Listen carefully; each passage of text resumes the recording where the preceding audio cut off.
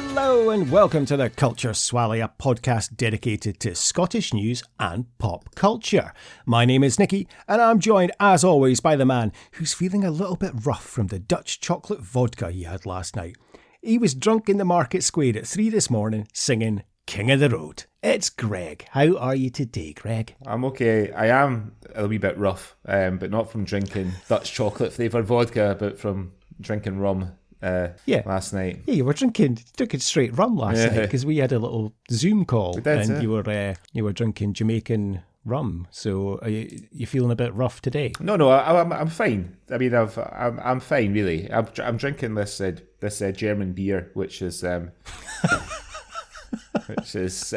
taking all the pain away. No, I was fine. I just had a bit of a sore head when I woke up this morning, but I was able to get up and accomplish things. Because obviously we were talking last night with our mutual friend who's got perhaps the youngest man ever to father a child. We were talking just before you came on because my daughters and I watched Big last night with my wife. Oh yeah. So we were, and he was contemplating watching it with his sons, who are a good bit younger than my two girls. And I cautioned them on the Josh and Susan breast touch scene because it's a wee bit awkward, and I got it mixed up with the Forrest Gump sort of sex scene. So you know the scene in Forrest Gump when he's waiting in the rain for Jenny, and she takes him into her hall's of residence, and they start getting a wee bit romantic, and then he evidently shoots his load before. So I was mixing that scene up with Big. I thought that's what was going to happen because I hadn't seen it for years and years and years, and I thought that was going to happen for the Elizabeth Perkins breast touch. I thought, that's going to be really uncomfortable to watch with my daughters when that happens. But fortunately, I had confused my Hanks performances. So. It was still a bit uncomfortable, but it would have been a lot worse if he'd shot into his 1980s chinos. Yeah, I can imagine. It would have been a little bit more uncomfortable than that for him as well as for you. Oh yeah, well for all concerned. Well. How did Big go down? Did you enjoy it? Do you know what? I really enjoyed it. I remember Big was one of those movies I remember taping off the TV when it was on, like in the early 90s, and watching it until I'd sort of worn the tape out. Really, And I really really liked it. The kids really enjoyed it as well. But that was, like I say, that was the first time that I've watched it, maybe in 20 years or more. It's funny because you'd mentioned yesterday that you were watching it, and funnily enough, I was on social media last night, and then I saw a trailer for the new Shazam film, and I was like, Shazam's kind of like the superhero version of Big in a way. Yeah, kind of. Yeah, super big. Yeah. Yeah, it sort of is. I mean, I did like the first Shazam. I quite enjoyed it.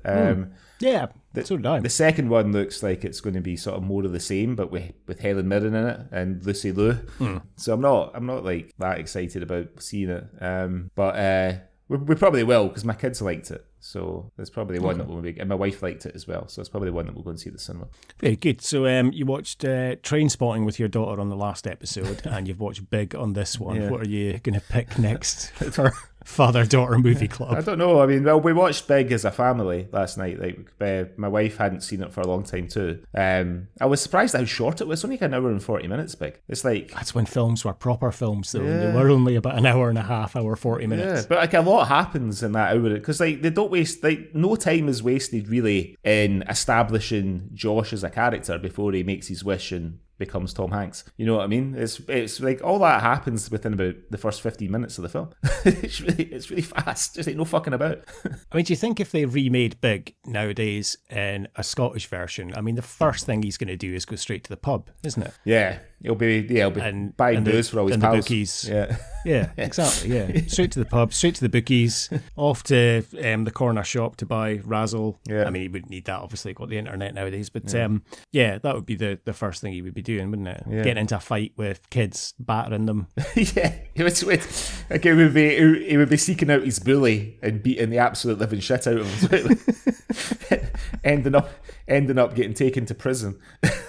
Oh, I'd like to see that, actually. A Scottish version of Big nowadays. Yeah. That'd be good, actually, yeah. Very good. All right. Have you been up to anything else exciting? No, not really. Just touring the Middle East. Kuwait 1 week, KSA the other week, and then Doha this week. So all my travels are done for a few weeks. I'm looking forward to sleeping in my own bed. So yeah. Ah, nice. Yeah. Wonderful. Okay, well, shall we have a look at what's been happening in Scotland over the last couple of weeks? Cue the jingle.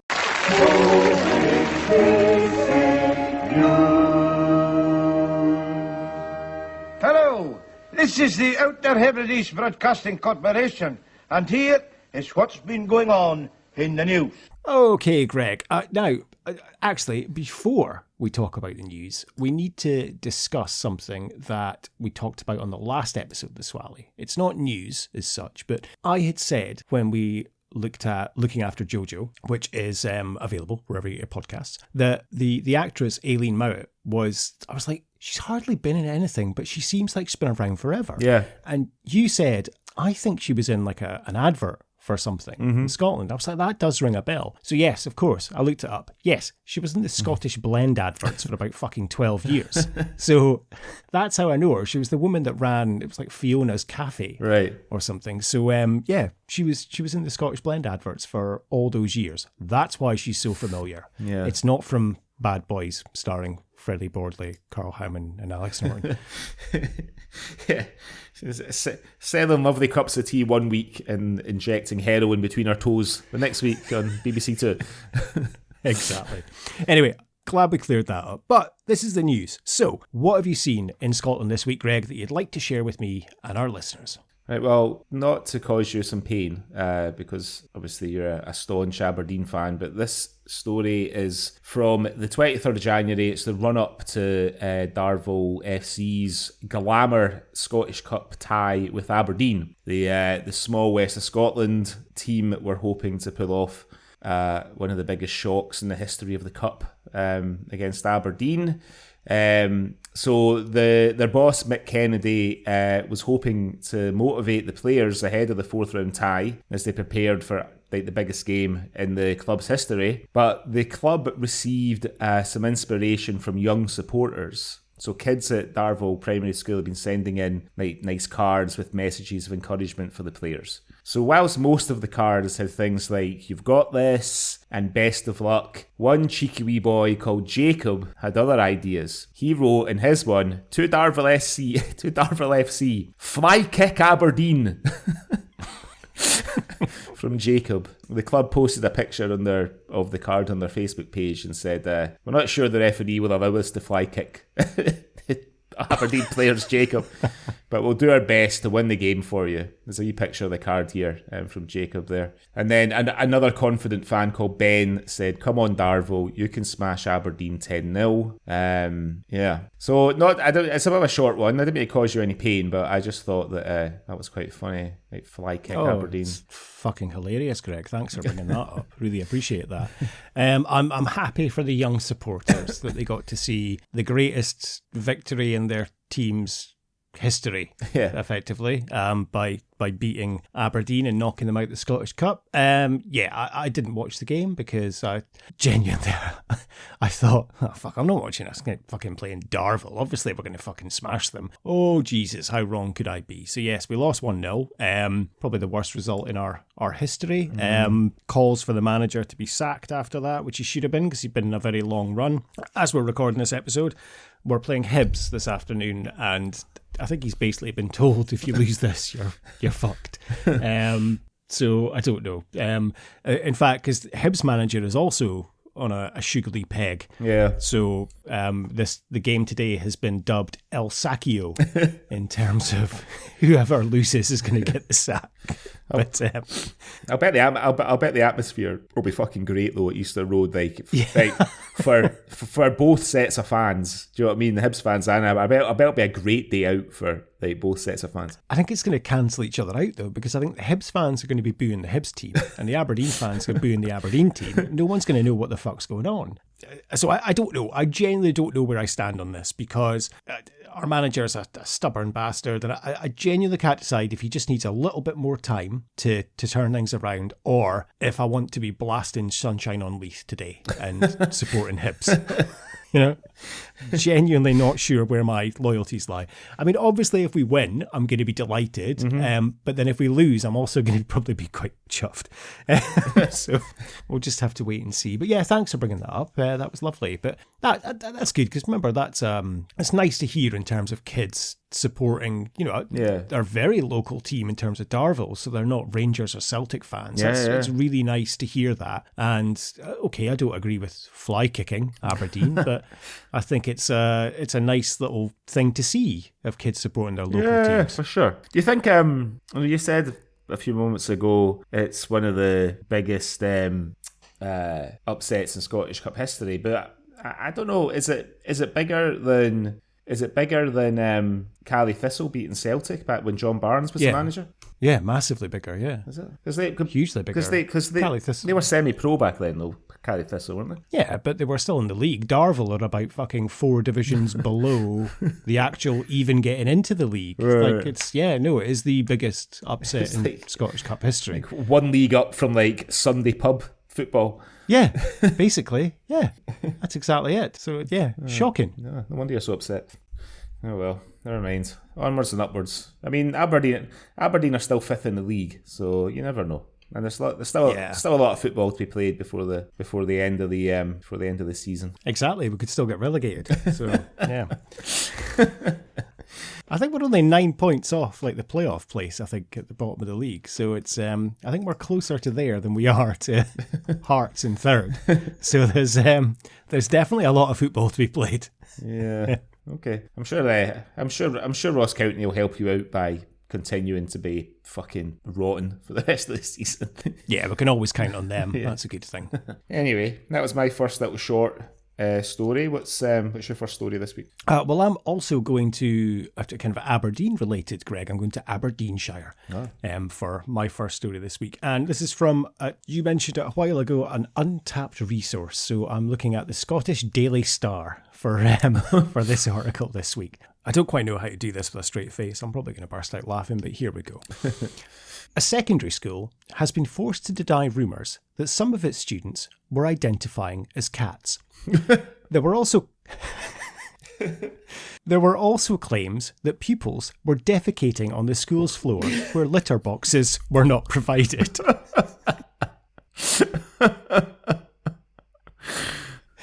This bizarre rumour surrounded Banff Academy in Aberdeenshire and came from a post on the Banff and Macduff community Facebook page. The post condemned the school and peddled the claim that was shared over 300 times. A spokesperson for the Aberdeen Council told The National there are no cats and no pupils identifying as cats at Banff Academy. So this is a rumour. It didn't actually originate from Scotland, but it came from the US in January 2022, and it became an urban myth about right-leaning personalities use this as an example of woke culture. Right. So it came from a Republican representative from Colorado who said it must have been just an off-the-cuff thing, like, we have all these people, and people are putting litter boxes in schools for people who identify as cats. So this rumour was also associated with furries, which I believe we discussed on a very early episode of the podcast about pup play, which is individuals who are interested in animals and who often create identities of themselves, of those animals, which they call fursonas. So the US saw that this myth had been repeated by 20 political candidates last year, and it was even peddled by a popular podcast host, Joe Rogan, who eventually backtracked. He said that his friend's wife had told him about this, and he wasn't actually sure if it had actually happened. But yeah, this caused a little bit of not outrage, but a little bit of excitement in Aberdeen and on some social media forums this week in terms of, have you heard about Banff, that there's pupils they're identifying as cats and they put litter trays out and they're they're shitting on the floor if it's not. It just shows how these things get out of hand, and the fact that it was started in a Facebook post and the council had to actually release a statement to say this isn't true. I mean, it's a wonderful statement saying there are no cats and no pupils identifying as cats at Banff Academy. So it doesn't say if it's at another academy though, so it could be another school in Aberdeenshire. Huntley, maybe somewhere like Possibly. Yeah. Have you ever, did you have any in your school that identified as a cat or anything? No, but I do remember there was a guy in the year a couple of years above me. I can say his name because it was well publicised. His name was Andrew Aitchinson, and he was a wee bit sort of gothy, quite, what's the word I'm looking for? I don't know, he was sort of kind of gregarious, larger than life, and one day he decided to come to school wearing a skirt, and he got sent home, and he ended up in the paper. Ironically, it was the Daily Star that he was in because for being sent home for wearing a skirt, and even more ironically, he was on page 3 of the Daily Star. The story was. So yeah, we got quite a lot of mileage out of it. And when I was in my last sort of year at school. Yeah, that's the sort of closest thing. I remember people getting sent home for wearing t-shirts. Like there was a Nirvana t-shirt that had some bad language in the back. There was a Red Dwarf t-shirt that said "Let's get out there and twat it." I remember somebody getting sent home for wearing that on school on like class photograph day. I don't know how he managed to get past his mother with that one.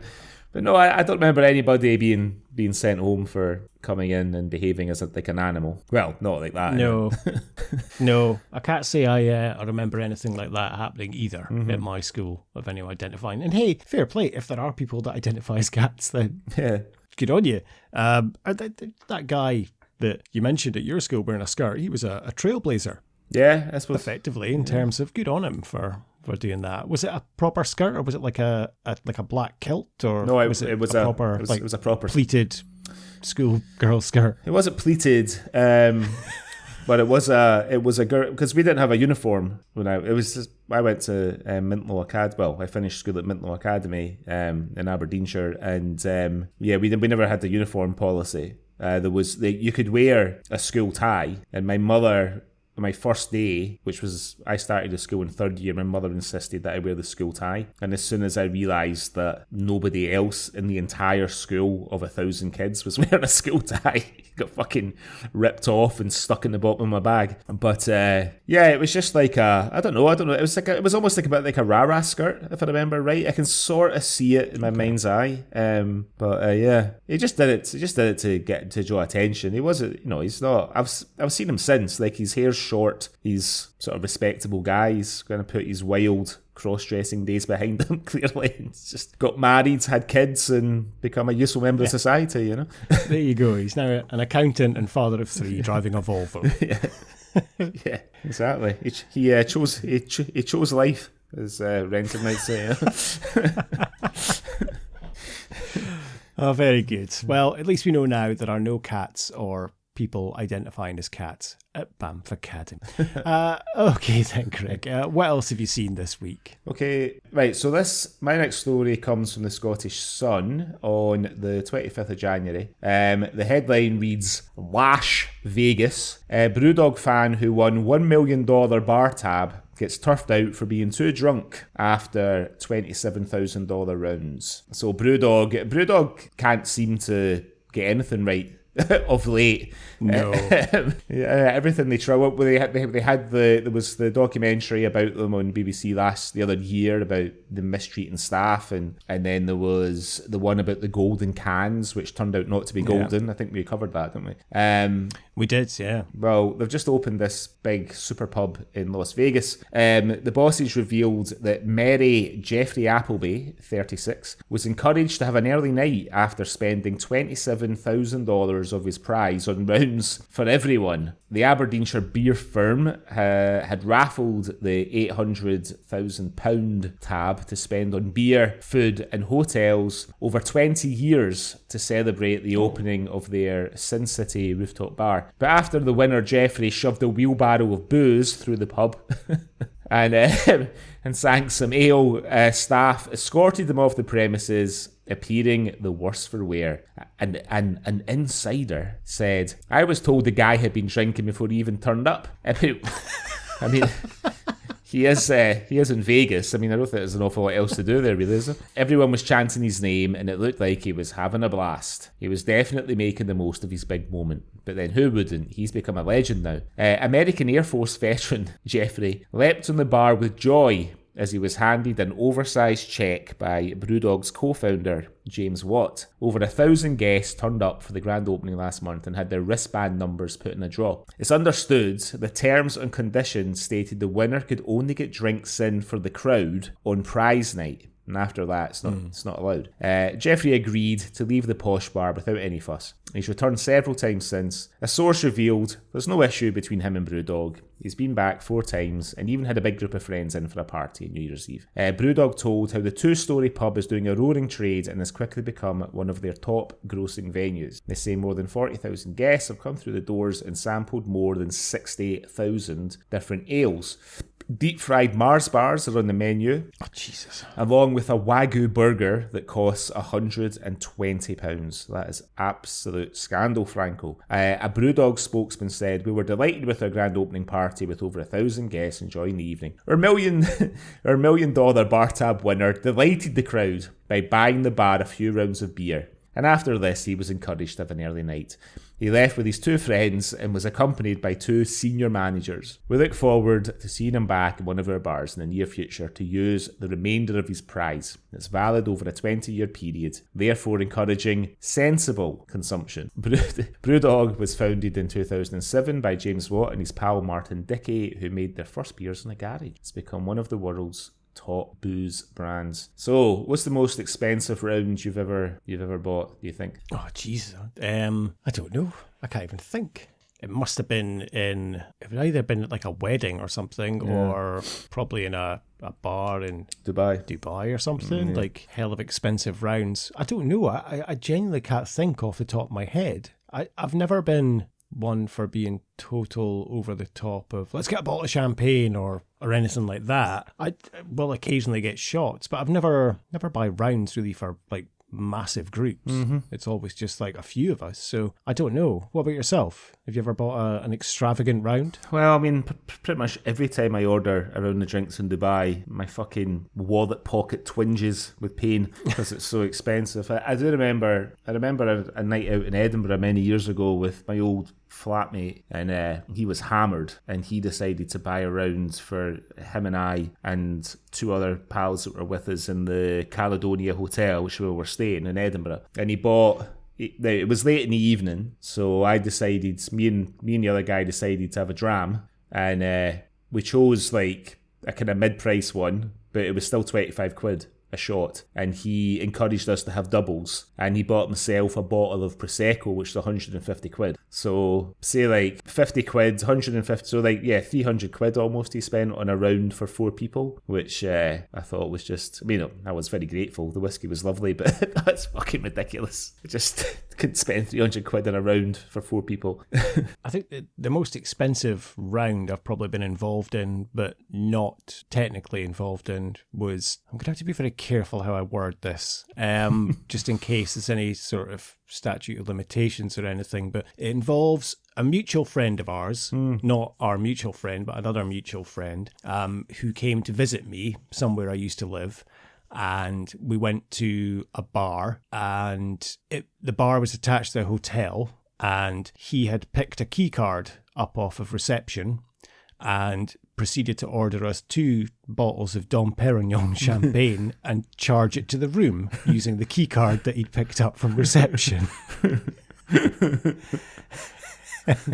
We were very popular gentlemen that night in that bar, I'll tell you that. Yeah. As soon as the lady saw 2 bottles of Dom sitting on our table, we were very popular. But yeah, I don't think I've ever spent an extravagant amount on a round. But as you say, Brewdog have come into a bit of a hiding recently. There was, exactly as you said, there was the documentary, there was the golden can debacle. Even they can't do right for doing wrong. Even the fact they came out publicly saying that they didn't support the World Cup in Qatar, but yet they were picked as one of the Qatar alcohol shops kind of leading brands.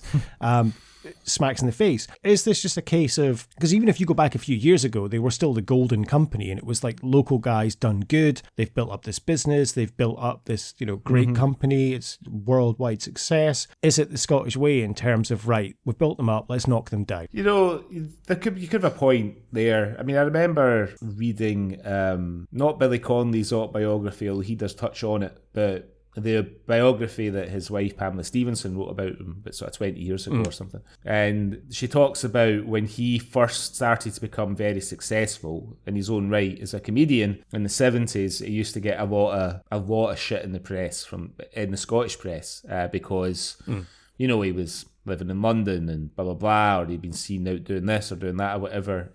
So yeah, I think, we do have a bit of a tendency, we sort of celebrate people up to a point, and then we get a bit socialist about it and we start to criticise them, It's maybe, getting above your station, like in terms of you're expanding too much, because you will have brands, for example, like Tonics or Tennent's or Baxter's or McEwen's. They'll never come in for any criticism because although they are available worldwide, they know their place. Yeah. They don't get above too much, whereas Brewdog obviously are massively expanding. Fuck's sake, they just opened a massive bar in Las Vegas, come on. Is this a case of it's just being like, remember where you came from? Well, yeah. In terms of that. I think because James Watt is very much the face of the company, it's not like, if you think about a big company, like a big beer company, or a big whiskey company, since we're talking about Scotland, so say like Glenfiddich, it's been around forever. There's nobody like in the public eye who is the sort of face of that company, but he, whether it's by design or whatever, he tends to be the one who talks about the business whenever they're in the press and stuff like that. And there's been a couple of accusations that he's been less than appropriate with the ladies in some occasions as well. You know what I mean? So so that's probably a kind of part of it as well. Yeah, that's true, because you never think of a Tennant spokesperson. I mean, obviously we had the lager lovelies, of course, back in the day, but they weren't really spokespeople. They could do no wrong. Exactly. And then the McEwen's Export Cavalier. I mean, he was a character, but never got up to no good. But yeah, you're right. That probably is the case, that we can't really name another spokesperson that can come in for this kind of flack. So maybe that's why James is becoming a bit of a target, because he is maybe pushing himself a little bit too much, and people are like, oi, rein it back in. Yeah. We had we also had the Mick Blues brothers from McEwen's Lager in the 80s. They were always well behaved, weren't they? Of course, yeah, they were. Yeah, they certainly were. Yeah. Speaking of tonics, what's your favourite tonics thing? It would change. Something.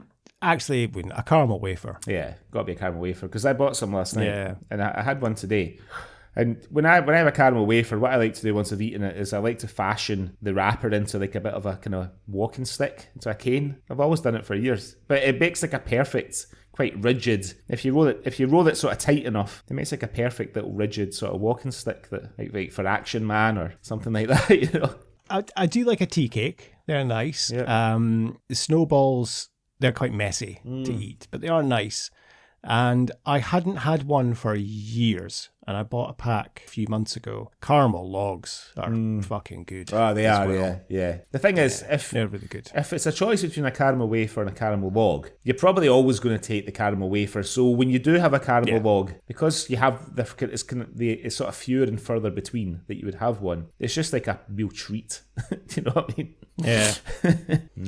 Right, fancy a fucking caramel wafer right now. I've already had one and a Tonics tea cake and a tube of Smarties today, and it's only fucking 10-3, so better not have anything else. Thanks, Greg. Appreciate that. I'll be in a fucking diabetic coma before we finish recording. Okay, so that was my second story about Brewdog there. What's your last story this week? So my last story is from the Daily Record this week, Greg, and it's also food related. So it's about a Scotsman who saved his wife after choking on a poker-sized chip bone whilst eating Aldi chicken bites. So a man who choked on a bone the size of a poker chip. Now, if you think how big a poker chip is, Greg, it's quite big. Significant, right? We'll come back to this later on. Whilst eating an Aldi chicken bite had to be saved by his wife, Jack Callard was looking forward to tucking into the katsu chicken tenders on Tuesday night. But now he's been put off the product for life. The 35-year-old from Leith cooked the meal in his air fryer, but whilst on his last tender, it's always the last one, isn't it? A bone got lodged in his throat and he started coughing. Luckily, his wife was able to whack him on the back until it came up. The pair were astounded to see the size of the bone that nearly choked Jack and have slammed Aldi for their lack of compassion following the frightening incident. Pension advisor Jack said, "My wife and I purchased the katsu chicken tenders from Aldi in Musselburgh. We were looking forward to having them for our dinner." Well, you did. You had all but one, basically. Yeah. We cooked the tenders in the air fryer and served them up. And it was properly cooked too. They were in the air fryer for ages. Why is that relevant? Because if they were undercooked, the bone would have what? Still been raw or something? We added the sauce from the packet on top of the tenders and proceeded to start our dinner. I was literally on the last tender and I felt something tough between my teeth. I tried to break it down, but it got stuck in my throat. There's a little bit missing from this story, Jack. How did it get from your teeth to your throat?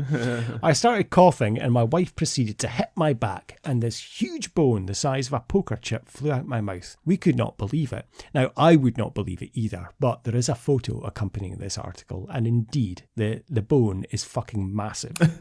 And it's not like a chicken wing bone. It's a full-on big bit of bone, like almost like a rib. Yeah, basically. I'm still in shock. We checked the packaging and couldn't find anything referring to bones.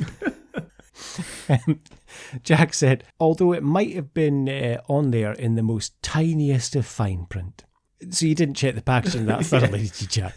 A spokesperson for Aldi said that the chicken product can indeed contain bones, and this is highlighted on the packaging. Jack said, I was shocked by the lack of compassion. All they said was, "We're very sorry to hear about this." There's no acknowledgement of someone possibly choking on something. I was still unable to see this warning. It's really left me with a bone to pick. Oh, Jack, you're not too short for bones.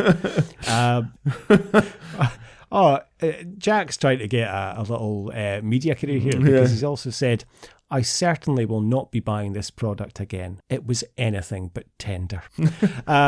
An Aldi spokesperson says, although very rare, bones can sometimes be present in chicken products, and this is very clearly highlighted on the packaging. We've apologised to Mr. Callard for his experience with the product and offered him a full refund. So I think Jack was looking for more. That's why he's complaining about lack of compassion. Now, however, this bone is fucking huge. Now, I don't eat meat anymore and haven't for a while. But I would always find, if you did find a little bone or something, I mean, I think fish is probably the best instance. I used to eat a lot of sea bass when I eat fish. Sea bass, you do often get little bones. You'd always feel them in your mouth. You would never swallow. You would chew until you could kind of get the bone out of your mouth and then even then you would still chew about another 4 or 5 times on the roof of your mouth, like feeling for a bone before you swallowed, because you don't want to get a fish bone stuck in your throat, let alone a chicken bone the size of a poker chip. But then, if you, in the rare occasion that happens, why would your first instance be, so you're eating something that is not supposed to have anything hard in it, right? Why would you upon realising that there's something hard in it, why would you think, right, I'm going to try and fucking break this down with my teeth? Do you know what I mean? That's what I was wondering as well. Now, I can understand if it was the first one he'd had and he's like, these must be a hard bit of like breadcrumbs or something. It's the last one he's eaten. So he's had another 5 or so. He knows what the texture's like. Exactly as you say, if I find something hard and I like in your hits my mouth, I immediately freeze and I'm like checking it on my tongue, like, what's that? Because my first thought is, well, it's either a bone or something, or is it one of my teeth? Or is it, what is this? Some sort of foreign object? But no, Jack probably just thinks, it's just a chicken cyst or something. I'll just fucking bite down on it and try. It's a bit of cartilage or something. It's like, I'll break it down with my teeth. No, first instance is you spit it out and have a look and investigate what it is. Jesus. Right, everybody knows if you find something hard in your mouth unexpectedly, careful. Don't bite down, right? until you've identified exactly what it is. And once you know, swallowing is permissible. Of course. Yes. Well, it's all permissions have been given and sanctioned. I mean, I do have a bit of empathy for Jack because I remember choking on something when I was a teenager. I think I've mentioned this in the Swally before, but when I discovered the joy that was garlic bread with melted cheese on top, I was already well aboard the garlic bread train by this time, right? Well aboard. I was a big fan of cheese. When I discovered that somebody had put the two together, I thought that guy or woman is a fucking genius. And I was having some lunch in a food court in Glasgow with my dad, and it was like sort of French bread that the garlic bread was made with, and I bit a bit off and I swallowed it. But the cheese, there was a bit of cheese attached to the bit in my hand, which was still attached to the bit that was going down my throat. Because it's mozzarella cheese, and mozzarella cheese, as we know, is stringy. And I started to really choke, and my dad had to like batter me in the back. It felt like I was choking for ages. In reality, it was probably only moments. But when you're young and you're panicked and you're choking, and you think you're going to die, it seems like a really long time. So I do have some, empathy. But yeah, I mean, I don't understand the compulsion. Like this, whatever this hard thing is, it's not going to beat me. I'm going to break it down with my teeth. There's a bit of blame on his side there as well, I think. Oh, definitely. Similar to yourself, I seem to remember being a youngster and choking on something. I can't remember what it was, but I remember my mum probably taking great delight in fucking smacking the shit out of my back to get this thing up. Yeah.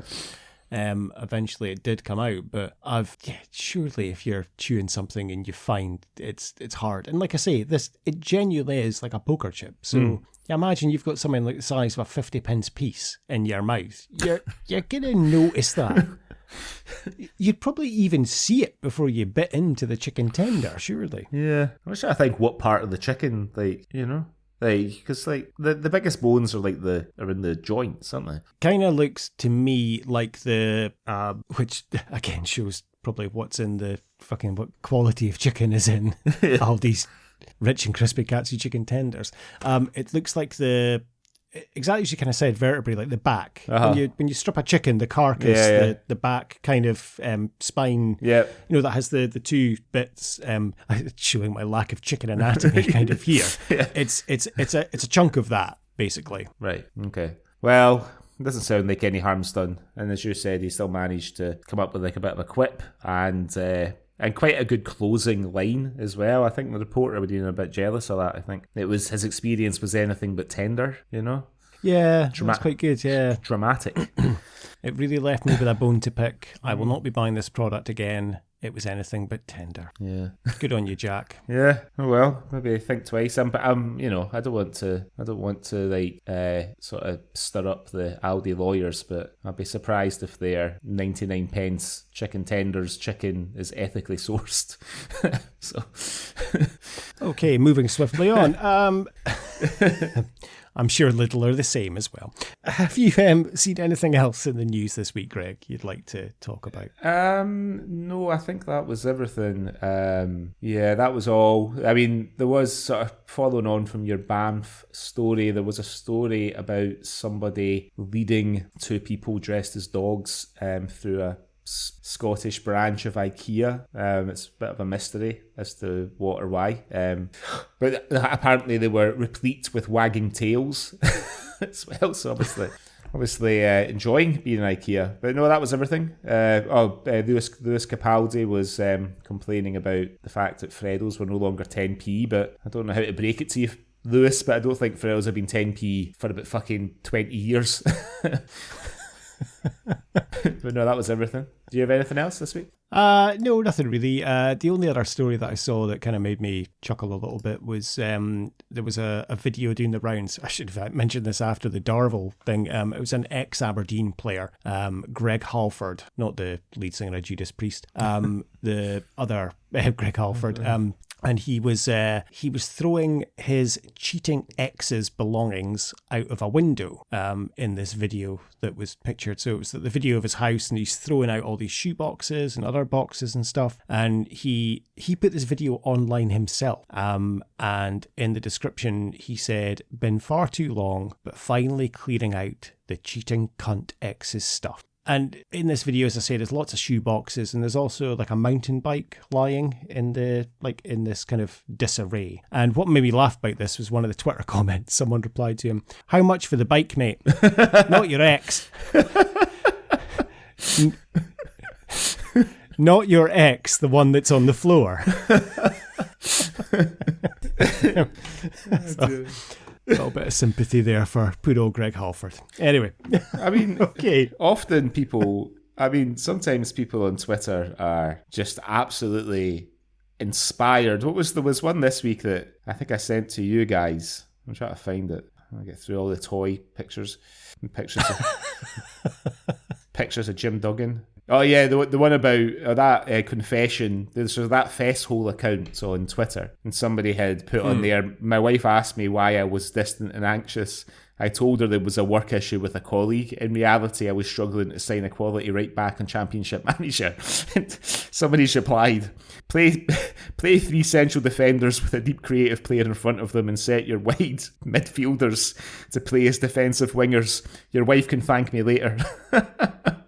I'm going to use that tactic. I saw that. You still play Championship Manager? Well, yeah, it's Football Manager nowadays, but yeah, I still do. Not as addictively as I used to, but yeah, if I do start it up, then I do go down a rabbit hole. Right. And occasionally my wife will be like, "What are you thinking about? What are you doing?"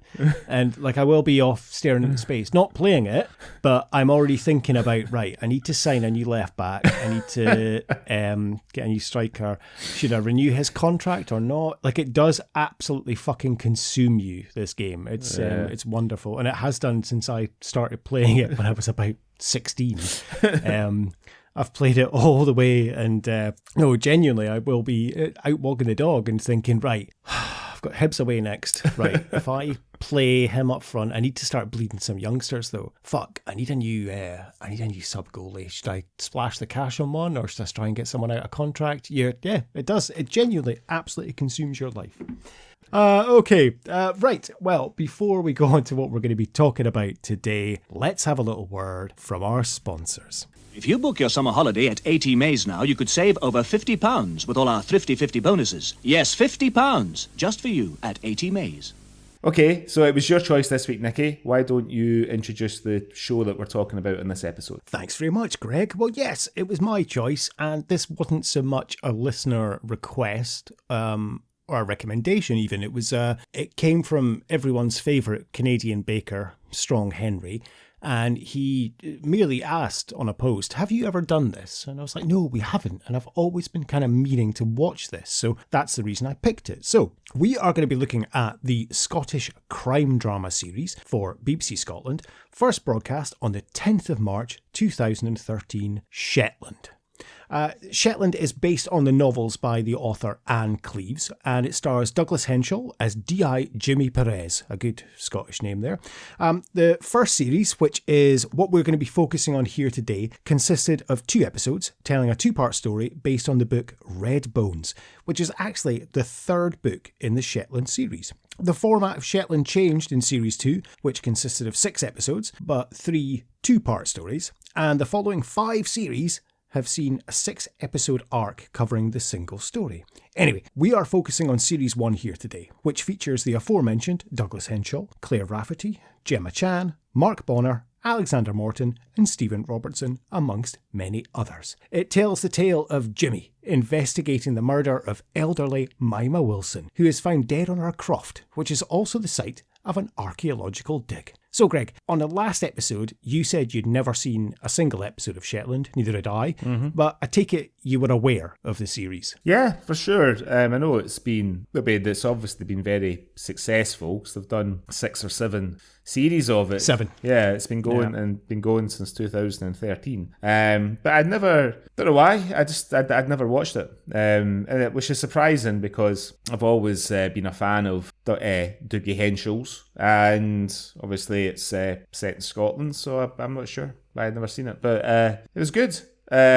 Sort of kind of island Taggart vibes a wee bit. Well, yeah, I was kind of the same. I'd never watched it, and I don't know why. I was aware of it, but I used to see on social media, I think our mutual friend likes it, and he would often be posting, "Oh, Shetland tonight," and I'd be thinking, okay, and I don't know what I thought. I guess I presumed it was like Midsummer Murders, but set in Shetland. I don't know why I'm saying that, because I've never seen an episode of Midsummer Murders either, but I guess I presumed it was like, I don't know, Bergerac or just all these crimes going on in Shetland. But how much can you get out of that? But I don't know why I'd never actually watched it, but I'm really glad that I have now started, which we'll come on to. But yeah, it's been around for ages, and it's been a massive success for the BBC. And as you say, I like Douglas Henshall, and actually a lot of the cast. I never realised Mark Bonner was in this, for example, and a few other Stephen Robertson, and there was a lot of cast members that popped up. Even Gemma Chan in the first couple. I was like, oh my god, wow. Yeah, I was really surprised because like her first scene when she's sort of walking down the road toward Jimmy and Tosh, and I was thinking, and I think they're at the croft where Mima's body's been found. She's walking down the sort of hill toward them. I'm like, who the fuck is that? Who is she? She's well familiar. And then it didn't take me long to realise who it was, because funnily enough, my daughter and I had just watched the fairly unexciting Eternals the other week, of which she's like the lead character, or she's one of the leads at least. But yeah, I mean, like a real, and then I think in later episodes of Shetland, Brian Cox turns up, I believe. Bill Patterson. I think he's in series 2, actually. Yeah. Bill Patterson. So, like really punching, you know what I mean? Yeah, I mean, I was surprised how much I enjoyed it, because I think the story itself is, I think it's been done a few times, you know what I mean, that sort of thing. I don't think it was anything particularly original, but the fact that it's in Shetland, and that great cast really elevates it. What I really liked about it was, as you say, the story, I don't know, it could have had a bit more for me. However, what I liked about it was I love a crime drama, and of course love anything Scottish as well. Yep. And this, it just felt quite gentle and slow and methodical. But I don't mean slow in a bad way, I mean in a good way. There was no guns or SO-19 teams storming in with machine guns or big peril. It was all very slow, methodical, just gentle, nice, lovely landscapes, but also this kind of foreboding kind of sense of darkness as well over, and it really appealed to me in a kind of gentle, nice way. I mean, it reminded me very much of a lot of Scandinavian kind of dramas, in terms of like The Killing or The Bridge. And also around about the same time, I think Broadchurch came out, and it's kind of a similar-ish vibe, and kind of the small community and just there's a mysteries happen, no one knows what's going on. But yeah, I really was surprised at how much I enjoyed them. Did you watch it with your lovely wife? I didn't, unfortunately, but I will watch it again with her, because, I mean, spoiler alert for later on, I want to continue watching this. I want to kind of introduce her to it, because I think she would get a kick out of it. So I'm going to watch it with her. Okay. Yeah. No, I didn't watch it with mine either. I was travelling. But I think the fact that the story is told and concluded over 2 episodes is quite refreshing, because like in the days of the streamers and stuff, when seasons are really long for TV shows, you know what I mean, like particularly American TV shows, I think in the UK they've sort of historically kind of resisted like a long sort of series of, I think Line of Duty is probably, I think it's usually about 6 episodes, isn't it, Line of Duty, when it's on? Yeah. And then that other one, The Bodyguard, with Richard Madden and Keely Hawes in it, I think that was like 5 or 6 episodes. 6. Was it 6? Yeah. So, it was quite, I mean, even then, although it's not as big of a commitment as, say, The Wire or something like that, it's it's quite economical storytelling to be able to sort of set the mystery up, cover the investigation, and then conclude it in a fairly satisfying way in the space of 2 hours. That's what I really liked about it as well. Is exactly as you've said. It was a 2-part. And obviously, this was the first series, and I think they just made this to maybe test the water and see if it was going to be a hit. And obviously it was, so that's why they've done the subsequent series. They continued that with series 2, which is 6 parts, but it is 3 2-part stories. And I think the reason we probably like that is maybe Taggart, because Taggart was always 2-3 episodes at the very most, but it would still be like a 6-episode series, but you would have like 3, and there would be a continuing storyline through the main characters, but a crime was kind of solved every 2 episodes. And I was I haven't watched them, but I was almost disappointed to read that after series 2 they go on to like a 6-part arc, and I was like, oh, I wish you'd kept it, but I guess they were running out of kind of books to do, so they maybe had to like, well, we need to stretch this out over 6 episodes. People kind of like this, so we need to start doing something. But there is something good about if you watch 2 episodes, it's 2 hours. That's a film nowadays, and it's a lot more enjoyable in a way in terms of you're invested, and it's a film. It's a significant break. It's a film, and you get a break. You can choose to watch them back to back. I watched them back to back because I was traveling this week, as I mentioned. I was in Qatar. I was in the hotel room, and I had them with me to watch, so I knew that I was obviously alone and I wouldn't be distracted and stuff. So I chose just to watch them one after the other. But the legitimately, if you're watching with your husband or your wife, your kind of partner, you can say, should we watch the next episode tomorrow night? And it's sort of fine, just as it's equally fine to be like, ooh, it's exciting, let's see what happens and watch the next hour, Yeah, because there's nothing worse than watching a film with your significant other and then you look at your watch and think, oh, it's another hour to go. I'm kind of plodding along with this, but there's a whole other hour and I'm kind of wanting to go to my bed. Whereas at least if you have this kind of significant break, then you have that. But I think in these 2 episodes, they did a good bit of character building for going into a series, in terms of you got a little bit of a glimpse in kind of Jimmy's backstory with his daughter Cassie and obviously her father Duncan, and a little bit, with Tosh and her ex Drew. There was a little bit of kind of, but they didn't go too in depth into it because obviously you've only got 2 episodes, so you can't be bogged down with that. But it was almost laying little kind of breadcrumbs in terms of if we do get a series, then we can expand on this. And I presume they do quite a lot in the future series. Yeah, I mean, that's the thing. I was only, the one thing in terms of the character development of the main cast that I was a wee bit confused about, and I think I sort of deduced it, but I had to look on the Shetland wiki page just to confirm, was the relationship with Jimmy Duncan Hunter, played by Mark Bonner, and of course Jimmy's, turns out stepdaughter. Because I didn't realise that until the scene where Jimmy confronts Duncan about the betting and how, and whatnot, and they discuss it, and I was like, oh. But then, because there's nothing to suggest in the scenes with Jimmy and Cassie that she's his stepdaughter, because they seem to have a close sort of father-daughter relationship, Well, yeah, but there is in episode 1, because initially you get they are father and daughter, but then midway through episode 1, Duncan comes around to the house and him and Jimmy are having a cup of tea in the garden, and he calls Cassie, come and say goodbye to your father. Oh, man. And she comes out and says, oh, I'll see you at the weekend. And there's a little interchange of, thanks for bringing her back to Shetland. And, I'm kind of getting to know her again. And but it's still, you don't know about the mum. And then it's not until episode 2 when Cassie is like, I'm kind of still, I'm almost angry with her for getting ill and dying. Yeah. It's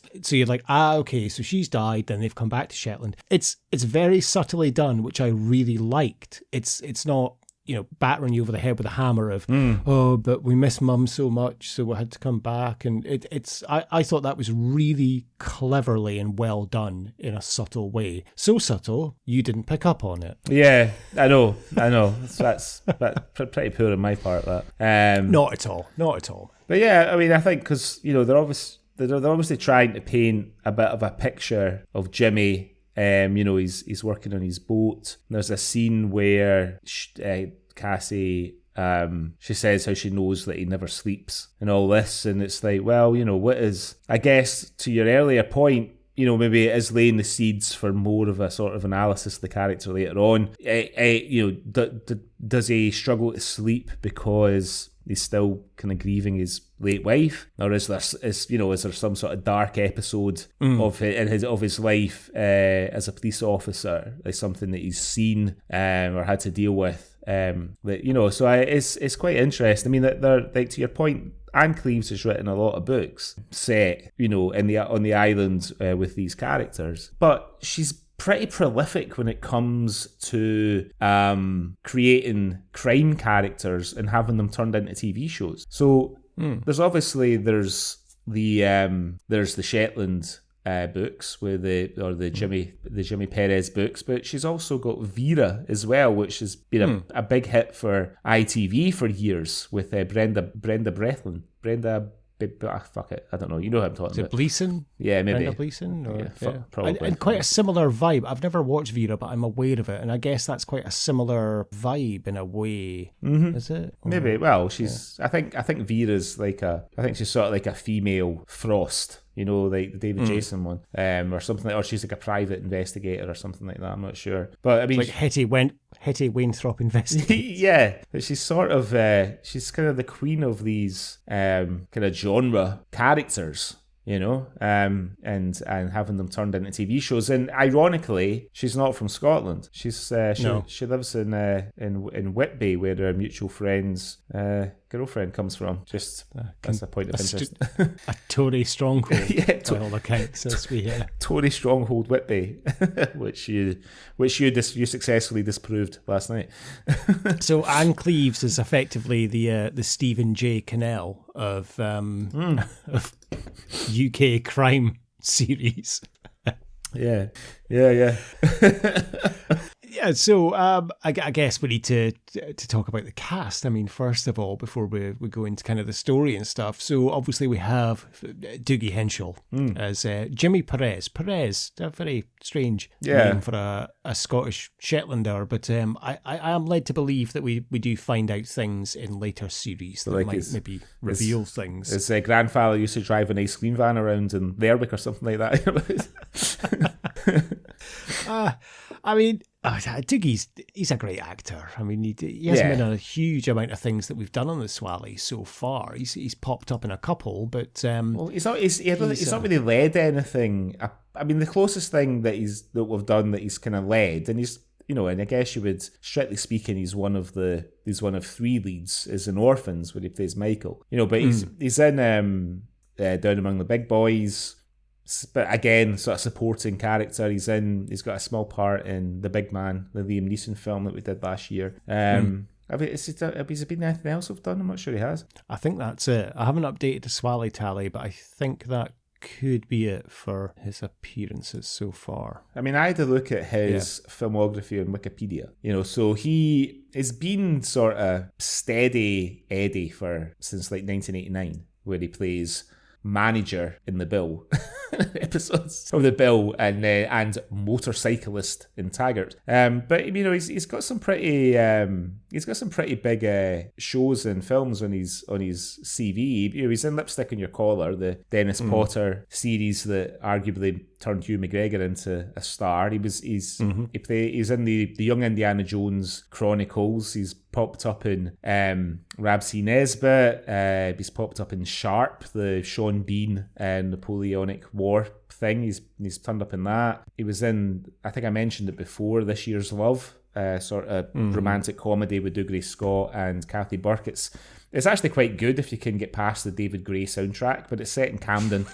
It's set in Camden, so we can't, unfortunately it doesn't qualify for the Swally, despite Dougray Scott and Douglas Henshall being in there. And then, of course, I think probably his biggest TV success was the kind of ITV Doctor Who challenger Primeval that was out in the mid 2000s on a Saturday night recently with Hannah from S Club 7. I was waiting to say, was that with Hannah from S Club 7? But yeah, it was. Yeah. Sort of dinosaur thing. Yeah, never watched it. No, me either. And you're right. I think he's done a lot. He's never been short of work. But then he has all of a sudden landed this incredible role as D.I. Jimmy Perez, and by all accounts beloved, doing great. And I know they've done 7 seasons, and spoiler alert, he's left. Right. He's walked away. They are going to continue doing an 8th series, but they're replacing him with Ashley Jensen. Right. Is going to be taking over the role, not as Jimmy Perez. I think she'll be someone different, but and that's quite a brave choice, I think, to have this thing thinking right.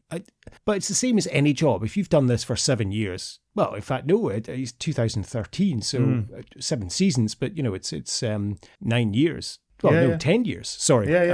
He's been doing this for. You're going to think, fancy a bit of a change. Kind of a bit fed up with this. So, and he has said he's leaving to pursue other roles. You think, well, good on you. Fair play. Yeah. I mean, I think if like to your point, I mean, it's been going for 10 years. I've done 7 series. So that's almost 1 series a year. It probably blocks out quite a big chunk of his calendar. You know what I mean? I think I read it's about 6 months that they film. So, half a year. Mind you, I would probably take a job if I was like 6 months on, 6 months off. Well, yeah. But I suppose, when you're doing something artistic like acting, and I guess he maybe wants to challenge himself. I mean, he's done really interesting things over the years. He's done a bit of Shakespeare. He's done a bit of anthology stuff, like in the old Playhouse Presents series that used to be on ITV. You know what I mean? So he's done comedy. He's done high drama. He's been in films with like Penelope Cruz and Lena Headey and stuff like that. So he sort of strikes me as being somebody who likes to sort of test himself and maybe do things that, I mean, I suppose he might, when he started in this in a TV show in 2013 on the BBC, like a sort of primetime TV show, it was probably quite a surprising choice, because I'm sure, like, for us who we're always been big fans of movies, and and it's led us to watch a lot of independent British films like Orphans, for example, which probably more people haven't seen Orphans than have seen it. So he might not have been instantly recognisable to the average 9 o'clock in the evening BBC One viewer. You know what I mean?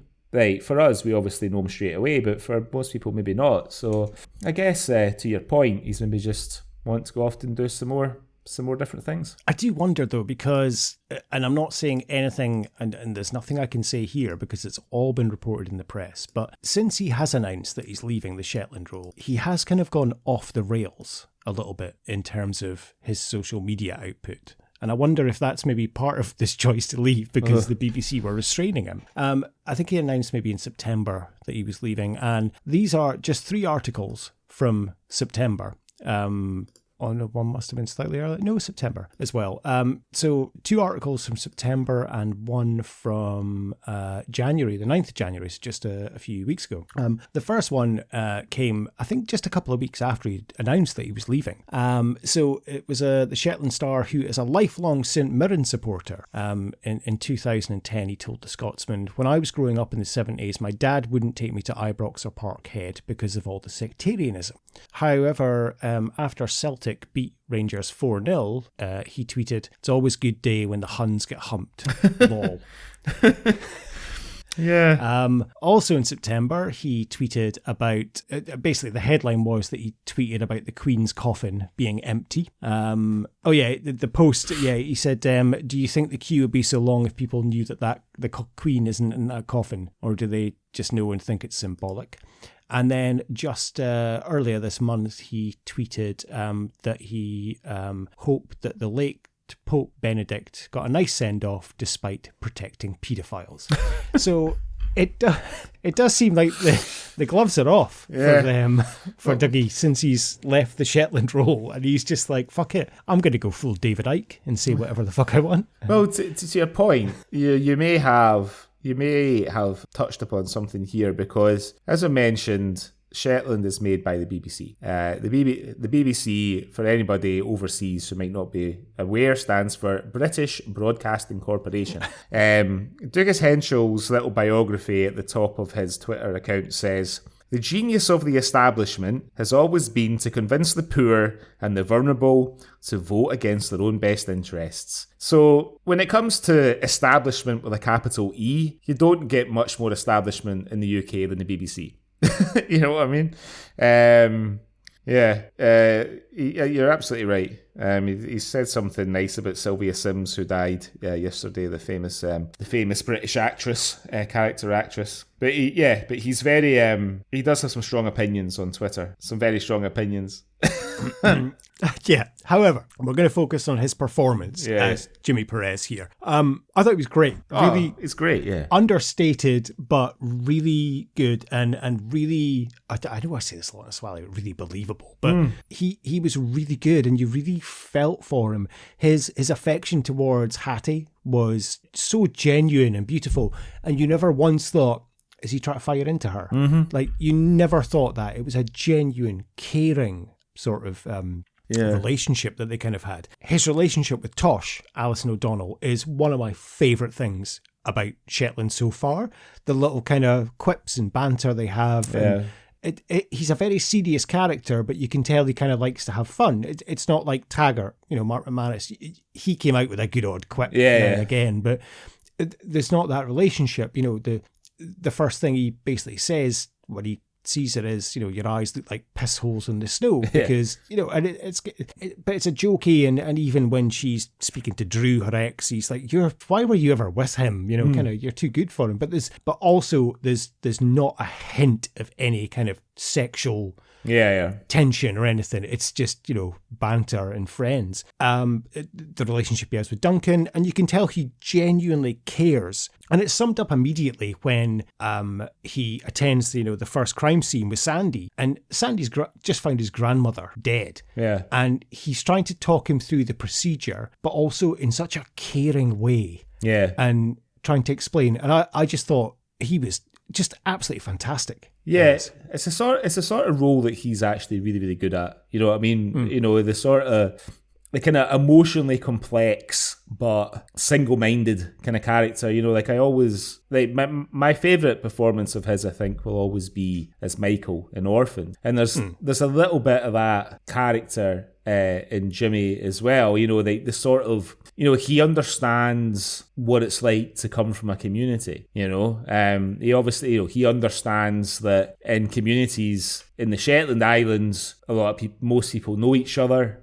Most people know each other really well because they've lived there their whole lives for generations. He's not like a sort of dyed-in-the-wool, hardened detective, and that, I think the best example of that is when he comes across the body of Hattie in the dig site, and he's shocked. He's not, so just from the way he plays it that this isn't a detective who is finding dead bodies regularly at work and finding murdered young women and stuff. He's not a grizzled, hardened, seen it all detective. He's a community detective. He knows everybody in his patch, you know what I mean, to some extent. And he's not unaffected by barbaric crime. Oh no, the emotion he displays when he finds Patty in the grave is really raw. A shock of finding the body, but then he also is in a bit of shock and upset because they didn't have a close relationship. They only met like the day or two before, but you could tell he was looking out for her and caring for her. Yeah. I did find that a little bit, that was one bit that didn't really lie with me so well. But when she kind of went missing and he's phoning her mother to say, look, I don't want to worry you, but have you seen her? Have you heard from her? Yeah, she's missing. And I'm like, that's... Yeah, I don't want to worry you, but... Of course that's going to worry her. Well, yeah, no one's heard from her for about 3 days. Was she worried about anything? Or... I did find that maybe didn't sit quite right with me. But yeah, it's exactly as you say. Like, I don't know how many, I presume you've seen a few, because when Tosh comes to the the crime scene to photo Mima's body, and she pukes up, and he does say first time. Yeah. It's almost like he is kind of not wizened to it, but he's seen a few. Yeah. But I think the fact that when he sees Hattie's body, the impact of that, it did really help the character to grow. For sure, and again, I think it comes back to Dougie Henshall's sort of understanding of the character that he's playing. You know what I mean? The last police officer that we saw him play was in Down Among the Big Boys, where he's engaged. He's engaged, ironically, to Ashley Jensen. Ashley Jensen's character, of course. I never thought about that. You're right. Yeah. And he was a lot younger then. He was. I don't think he was maybe just in his early 30s. But, I always feel with him, if I think about his contemporaries, I suppose his contemporaries are going to be people like Robert Carlyle, for example. I think they're round about the same age. I guess Ewan McGregor's a bit of a contemporary, although Henshall's, I think he's at least 5 or 6 years older than Ewan McGregor. But I think the sort of star was on the rise at the same time. Yeah. I often think Kevin McKidd as well. Yeah. Well, I don't know. Dougie Henshall was born 65. 1965. Yeah. So, Kevin McKidd was 73. Yeah. So they are a good bit apart. So yeah, you're right. Yeah. I think I was quite surprised when I looked him up and saw how old he was, because he doesn't look that old, really. He doesn't look like somebody who's going to be 60 in a couple of years. No. But I don't know. I feel with him, he's maybe because he hasn't done too many sort of high profile. Obviously, he's not been as successful as the likes of Ewan McGregor. Peter Mullen has become sort of internationally quite successful over the last sort of 10 years. He was in that War Horse, that Spielberg film. He was obviously in Ozark. A very big part in that, which was really successful and stuff. He sort of seems to have come to the attention of a kind of wider audience, although we've always known him for years in Scotland. Whereas Dougie Henshall hasn't really had that same sort of success. But I think what it's led to is he does these kind of lower key. He's done a lot of these independent films and stuff. And I think with him, he's a real actor's actor. You know what I mean? Like, he wants to really understand the character and the motivation and. I don't know if he's like a method guy or whatever, but he said. But I do feel that, and I think he's sort of more similar to somebody like Peter Mullen, I think, than maybe a Ewan McGregor or a Kevin McKidd, in the sense that they both. Peter Mullen obviously has a great sense of character because he's a writer and a director as well as being an actor, and I think I wonder if Henshall's ever thought about trying his hand at directing, because he might find that he's actually very good at it. Here's a completely off-kilter question with nothing related to what we're talking about. Well, it is related, but it's not. If I can just go off-piece for a second.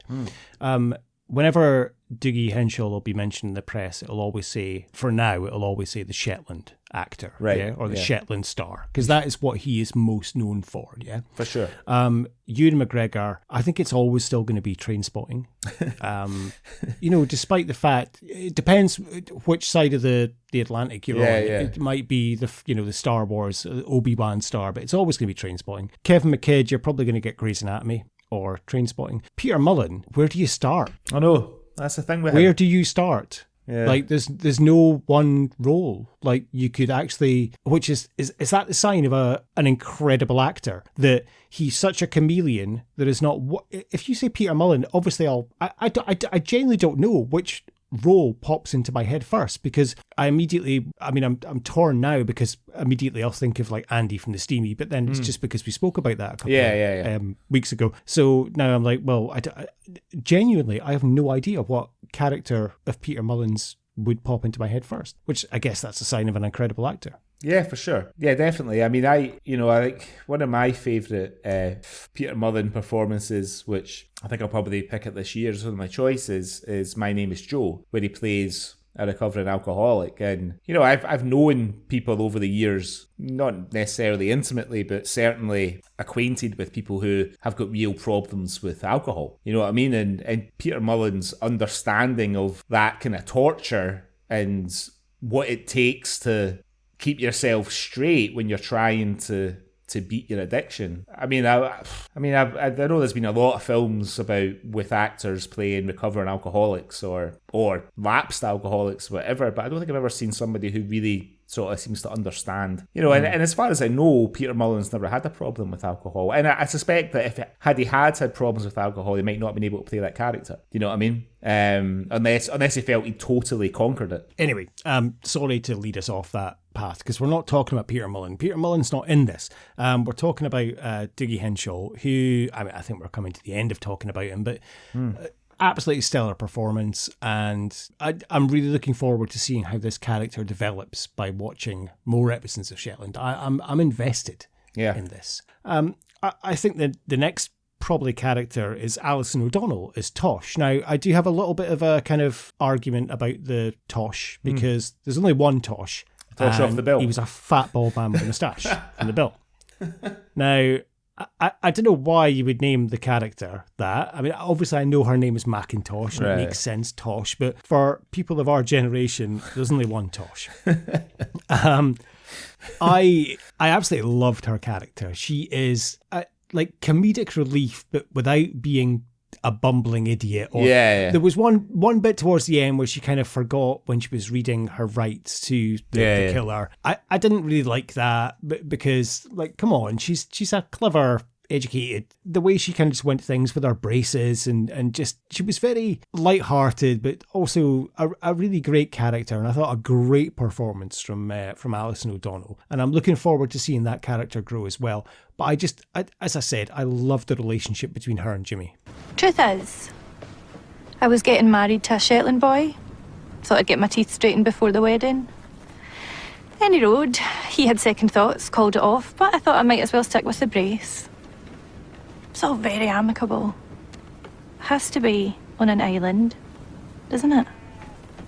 I mean, she was a bit of a revelation for me, because I'd never seen her in anything before. And I agree with you. I really liked her. I liked the dynamic between her and Jimmy. She's quite self-depreciating and whatnot, and she's funny, to your point, without being the butt of any jokes. I think if I probably wanted a little bit more in that. I would have liked, because Jimmy sort of solves the mystery kind of single-handedly, really. Like he does all the heavy lifting, and I would have liked to have had seen her sort of uncover something that led to the kind of conclusion, or something that Jimmy had missed, or something like that. And maybe to your point, I've not watched any other episodes of Shetland either, so maybe we'll see more of that in later episodes and things. Yeah, that's a good point, actually. I never thought about that. He gives her the arrest at the end. Yeah, he gets to arrest the murderer. So I think that actually that's a beautiful point as well. Maybe that is the significance, and she will grow. Because you're right, she doesn't have any kind of amazing revelations. You're right, Jimmy solves it all himself. Yeah. With the use of the internet as well, which I thought was quite a good thing you don't see often on crime shows. But basically, that's how he solves it, by looking on old articles in the Shetland Times. Yeah. And again, like when Hattie dies, the first thing they are is like, right, let's go on our Facebook and have a look at all our photos and stuff, which was quite nice to see. Yeah. But you're right. She, I think she maybe did need a little bit more to do in terms of the show. And she, like I say, she does have good lines. And I like they kind of laid a little bit of a backstory in terms of her and her ex-fiance, who is obviously the guy working at the hotel. Yeah. Who's a bit of a loser. Yeah. She has a couple of good lines in terms of the, what's that? Is your dog in the magic circle? Because he's making all those biscuits disappear and stuff like that. Is your dog a member of the magic circle by any chance? He's very good at making those biscuits disappear. Okay. I'll buy some more. What, are we done with the dog and the biscuits? What I want to know is, in the first scene when we see her, what kind of fucking house party was she at? When there's like about 10 bodies on the floor in sleeping bags and the room is full of smoke. Yeah, I know exactly. I mean, it sort of reminded me of a few sofas that I've woken up on myself over the years as a much younger man. Yeah, I'm not sure I could be rushing off to work after waking up I think I would need a few hours to get myself together. But she's really, really. But I was looking her up on Wikipedia. She's also a musician as well, Alison O'Donnell. So I have to look on YouTube and see if we can see her performing. But she was a good sort of foil, I think, for Jimmy, who's a sort of emotional and kind of brooding and, you know what I mean, very sort of focused and single-minded, and having her there who clearly doesn't take life quite as seriously as our boss does, and also doesn't seem to be intimidated by him in any way. You know what I mean? And they can have a laugh together. And I think every great detective, but a lot of the good TV shows have sidekicks. Not that I'm saying she's a sidekick, you know what I mean? So, I mean, the most obvious one you think of is Morse and Lewis. Yeah. And then you think of Hattie Winthrop and the guy at a Lost. I'm joking. That's not who I think of next. The next one I think of genuinely is Taggart and Jardine. And I think but their relationship was always kind of, because they were all like male on male. Yeah. It was kind of maybe a grudging respect, but you kind of knew he loved him, but he would never say it. Whereas with Jimmy and Tosh, you could tell he genuinely cares about her and genuinely is interested in her, and they have a little bit of banter back and forth, and it's nice. It's a little bit of light relief, and I really enjoyed that. Yeah, I think with Taggart and Jardine, you know, sort of Taggart represents a kind of an older generational approach to police work, and Jardine obviously represents the more modern approach, and you know, and how they kind of play off each other is obviously really satisfying for the viewer to watch, and the relationship between them. But, you know, with Perez and Tosh, they're not like that. You know, like, although, you know, Tosh is clearly older and at a different stage of his career than,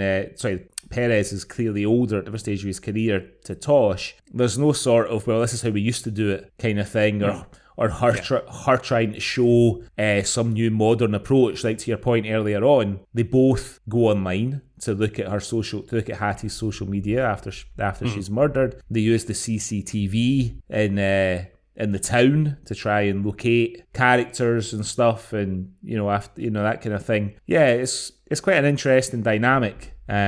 And, you know, maybe one that we've not necessarily seen before in these kind of procedural police crime dramas. And of course, I just want to clear up to any of our fans, obviously, when I say Taggart and Jardine, that's my era. You know, I know Taggart was with Livingston beforehand, but not for long. Yeah, Jardine's more my wheelhouse. What I would think of. Well, I think that's valid anyway, because like Taggart and Livingston are only together for maybe maybe 2 years. Like Jardine and Taggart are together up until Mark McManus passed away. You know what I mean? Yeah. Like a really long, maybe like 6 or 7 years they're together. So I think when I think of Taggart, it's always Jardine who comes in my mind as well, as his sidekick, if you like. You know? Is it wrong that I could probably struggle to name the actor who played Jardine? James McPherson. That's the one. But I would struggle to name Blythe Duff's character in Taggart. yeah. That's a bit of a mismatch there that we've got there. I guess the main cast, I mean, I don't know, who do we go with next? We've got Mark Bonnar or Alexander Morton. They kind of share probably the both amount of same screen time, really. Yeah, I think Alexander Morton's character is more integral to this story. You know, I mean, this mystery. I was pleased to see him, because I hadn't seen him in something for a while. But I was a bit... He was in Looking After Jojo, which we did on the last episode of the Swally. Of course. So he was, yeah. Yeah, I've forgotten about that.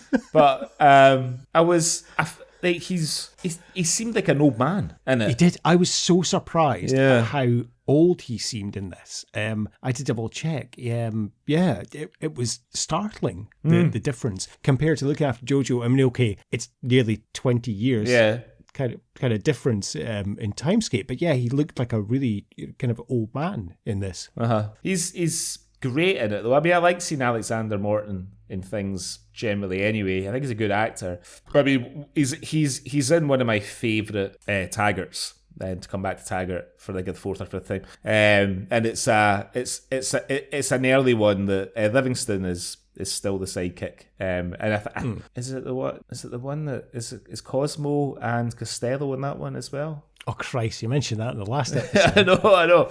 Maybe not. But it's an old one. It's the one when the guy's taking the plaster off the wall and the decomposing body falls out of the wall on him. That was the one you mentioned in the last episode, I think. Wasn't No, it? no, it was that one with the rat poison that I mentioned the last time. Oh yeah, Costello and Cosmo. Yeah. But that's my earliest memory of Taggart. Watching it as a wee boy, my granny, is that scene when the guy takes the plaster off the wall and the dead body falls out on him. That was about like 7 or something like that. It's no wonder I've turned out how I have. He's wonderful though as Joseph Wilson, and I would say not for a second did I ever believe that he had killed his own mother.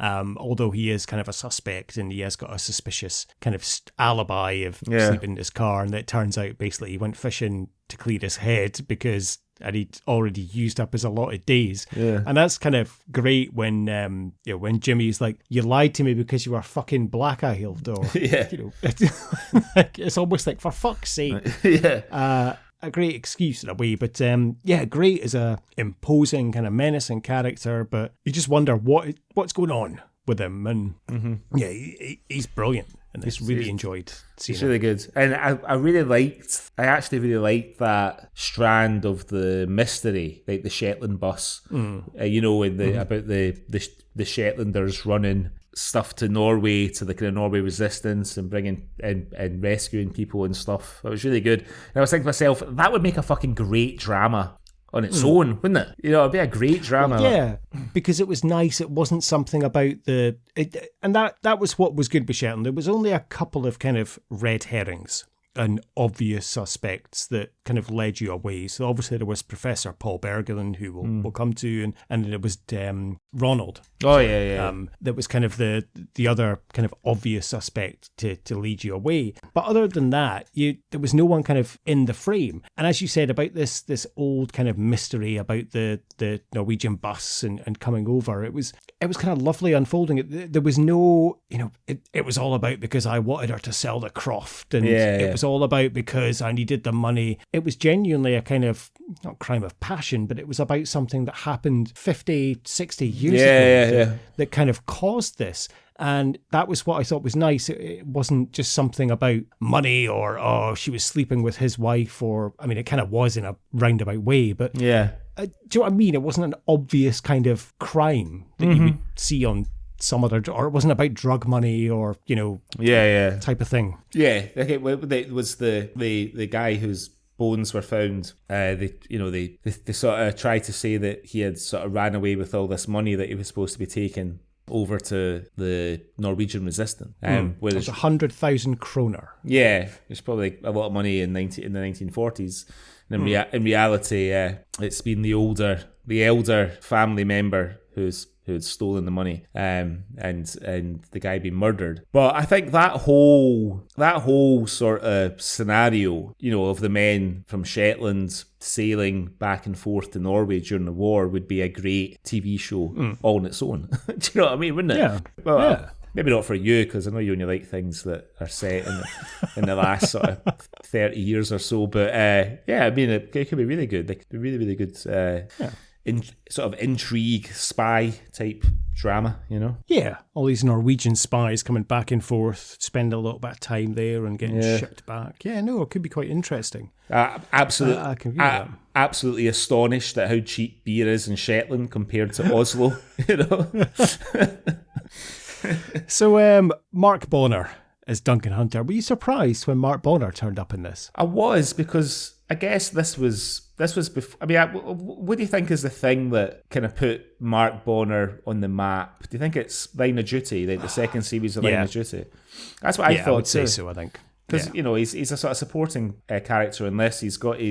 He's not quite gone the full grey as Duncan Hunter. He's still got a bit of colour and stuff. I mean, I felt with that character that he's going to play a much bigger part later on. I mean, they were just establishing him you know, and the connection between him and Jimmy and Cassie. Yeah, there's something else going to come out about him. Like he's effectively he's the kind of the big man of Shetland. You know, they kind of keep alluding to him owning all these kind of holiday properties, and even the first line when Jimmy sees him is like, "Oh, you wanting to buy the cells to rent out his holiday homes?" Yeah. And obviously wanted to buy Myra's Croft, and he's obviously made a good bit of cash, and now he's running an illegal bookies just for a bit of fun because he's got something like fuck all else to do. Yeah. I've got a funny feeling he's going to become quite a big character in the Shetland kind of series. Not in a bad way, if you know what I mean. He's not going to turn out to be a big like crime lord or anything, but I think I think his relationship probably with Cassie and Jimmy will, you know, put way to anything bad happening. Although I don't know, we'll find out as we watch on. But it's Mark Bonner. I'll watch anything by him, and he's just fucking great. He's great. He's great. I mean, you know, and like I can never see him in anything. I can't help but weigh him up against his character in Guilt, and he's just so good at Guilt. You know, I cannot wait for series 3 of that. It's so good. He's just I don't know what I like about him. It's you know, his reaction to things is just, you know, as an actor, the way that he reacts is brilliant, and no more so than in Guilt. You know what I mean? He's so good in it. I can't wait for season 3. But it's the facial expressions and the reaction, but it's never over the top. Despite it being massively over the top, it never seems that way with the way he delivers it. And he's just, I absolutely love Mark Bonner. I mean, Line of Duty, he is incredible in as well. And it shows he can play such an evil kind of bastard as well. But he's great. And I guess Stephen Robertson is Sandy Wilson as well. He pops up, and I think he becomes kind of the third wheel as the series goes on, if you know what I mean, to Jimmy and Tosh. He becomes kind of an integral part of the team, so to speak. But nice to see him popping up, and I thought he was really good. A couple of points I did think he was maybe, I don't know, overacting or I don't know. It was a bit off, but he kind of came into his own a little bit, I thought, as it went on. What I thought he did particularly well was that I think they had told him, we want the audience to think that you might have had something to do with this murder. That could have been what threw me off, and you know made me think he was a bit off. That could be it. We're not going to confront it in the narrative, but we need you to sort of react in certain ways that might just make the audience think for a second, does he maybe get something to do with this, you know? Was that too obvious in some parts, though, when Jimmy was like, "You're not covering for anyone, are you?" And he's like, "No," and then he looks down to the left. Or am I? Was it like too obvious in places? Like you knew he didn't have anything to do with it, but did he, or was he covering? There was a point across my mind. Maybe he is covering for someone, but I don't know, a little bit. Yeah, maybe I'm thinking he was a bit too hammy in places. However, you're right. Maybe that's exactly the direction he's been told to go in. Yeah, just sow a little seed of doubt here and there, you know, with the audience. And you got the real kind of vibes of he's a proper Shetlander when he turned in. He turned up at the police station when he's been given a few days leave, and he turned up in those like drain pipe jeans and this like incredible shirt and leather jacket.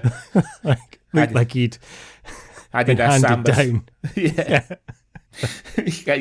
turns up like a fucking young farmer, you know.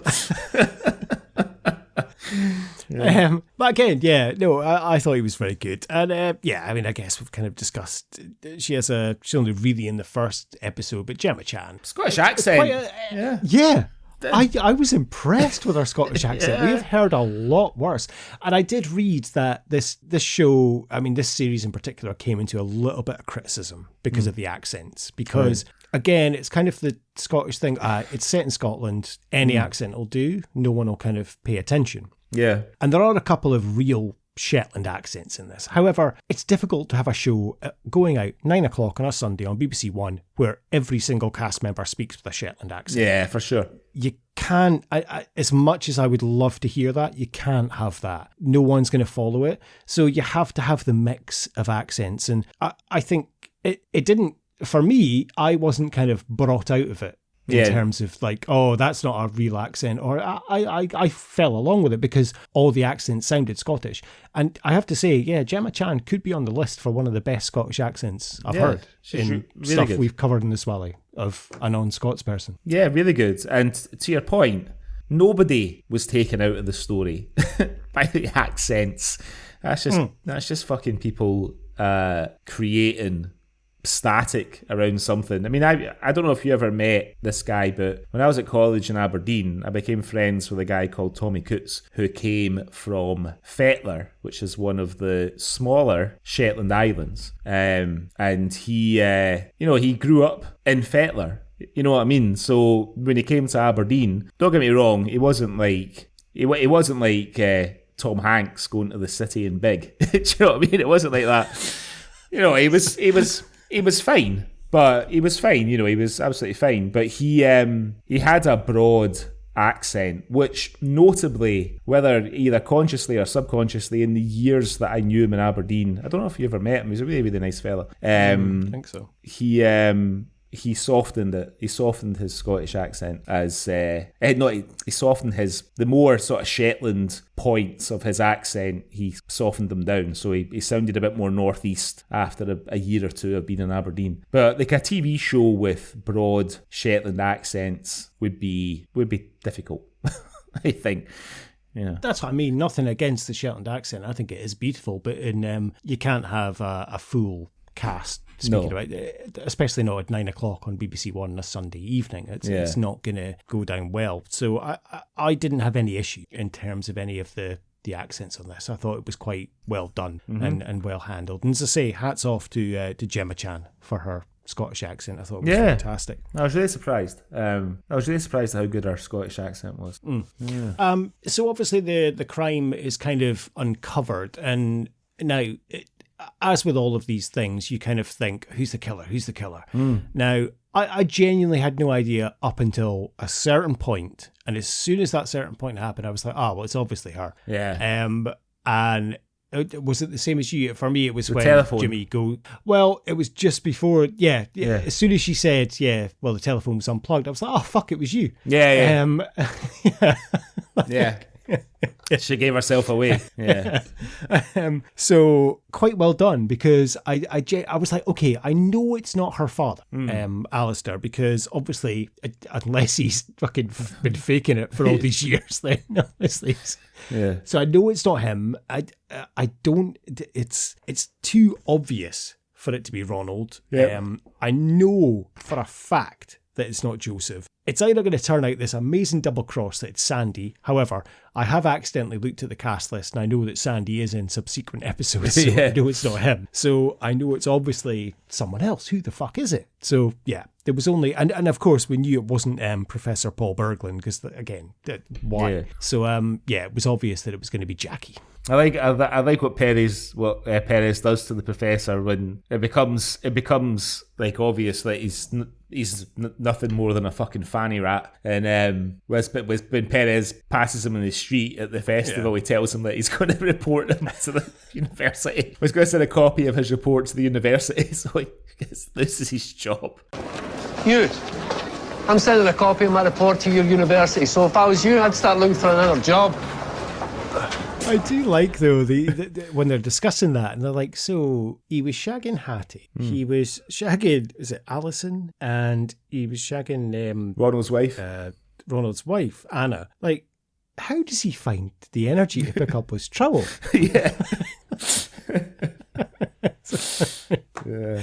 No, fair play. But yeah, I thought it was quite a good reveal as well, and I liked it came to, I mean, that was the most action-packed part, the kind of in the fish factory when Joseph has the knife to Ronald, and fair play, he wasn't going to kill him. He's like, I'm going to mark you so you never forget. Yeah. And they were like, that's quite sensible, because then you won't go down for murder, you'll go down for assault, or, you'd only got a few years in prison, as opposed to the rest of your life. But, for Jackie to then confess, because, I mean, Jimmy had worked it all on himself, so I thought that was quite impressive. Yeah. And of course, she has to go to the. It's quite a clever bit of sort of narrative. she has to come to the fish factory because her son is in sort of mortal peril as far as everyone's concerned, because everyone thinks that Alexander Morton's is gonna do him in, you know. Yeah. No, it was good. It was a good wrap up. It was satisfying. There's nothing worse than being really invested in a kind of mystery drama, and the kind of payoff is underwhelming. You know, you're talking about Stonemouth by any chance? Yeah, yeah.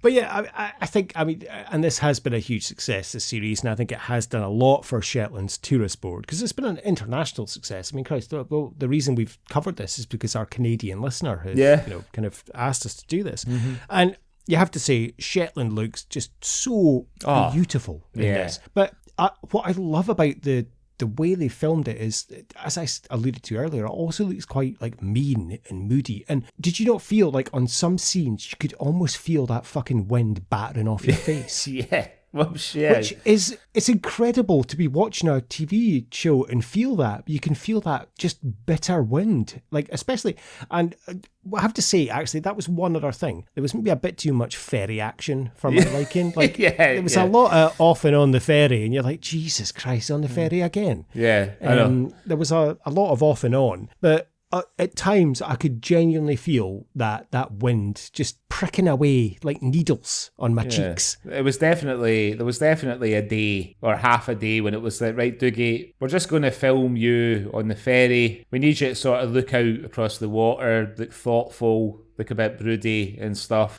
We'll do a couple of dozen takes and then we'll have an early day. But I mean, Shetland, so I looked up Shetland, the islands as opposed to the TV show. So it's the furthest northern point of the UK. As we met, like a big part of the storyline is the Shetland bus that we spoke about a few minutes ago. So it's not far from Norway.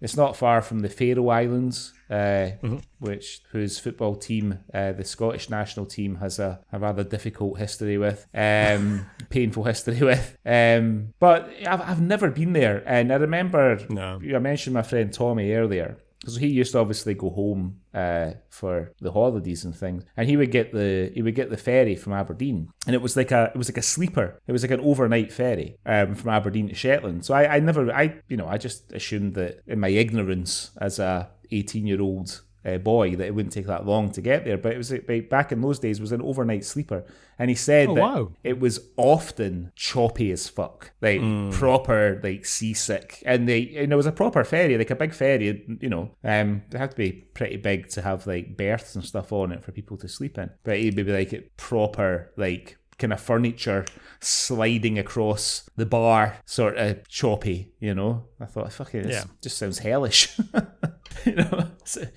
But I think I would like to go there. I would like to sort of, because when I think about, as a Scottish person, I often feel a bit guilty that I've not seen enough of the country that I come from. Yeah. You know what I mean? I agree with you. I feel the same. Yeah. I definitely, as when I start to slow down, when I get a bit older, I'm definitely going to make it a priority to. Well, we spoke about maybe doing a Swally road trip, and I think we couldn't do it this year technically because I mean, we're away on a big beach holiday in a few weeks. But maybe next year we can look into doing a nice little tour. No, we would have to do the whole country, just a few places, and see. Yeah. I'm not saying we'll go to Shetland, but maybe we could. The one thing that there's two problems I have as well with this show in terms of it's set in January because obviously it has the Up Helia festival. A lot of daylight for January in Shetland, isn't there? Jimmy picks Cassie up from school, drops her off at Duncan's house, then he goes back a couple hours later and it's still fucking daylight. I don't think so. Not in January. Second big issue I have with this film, and probably the series, and the main issue I have, and it's a shame because I say she probably is my favourite character, is Tosh. Tosh, Rocky 2 is not the same film as Rocky 4. What's she on about? And that is absolute horseshit, what she said. I could agree. It startles me. I could agree maybe Rocky 3 is the same as Rocky 4 because you could compare, like, in Rocky 3, he fights Clubber and Mickey dies. You could confuse it with Rocky 4, where Apollo fights Drago and dies, and then obviously Rocky gets his revenge on the death. But Rocky 2 and Rocky 4 are not the same film. Then I was like, is she thinking maybe Rocky 1 and Rocky 2? But again, they are kind of similar, but not. No.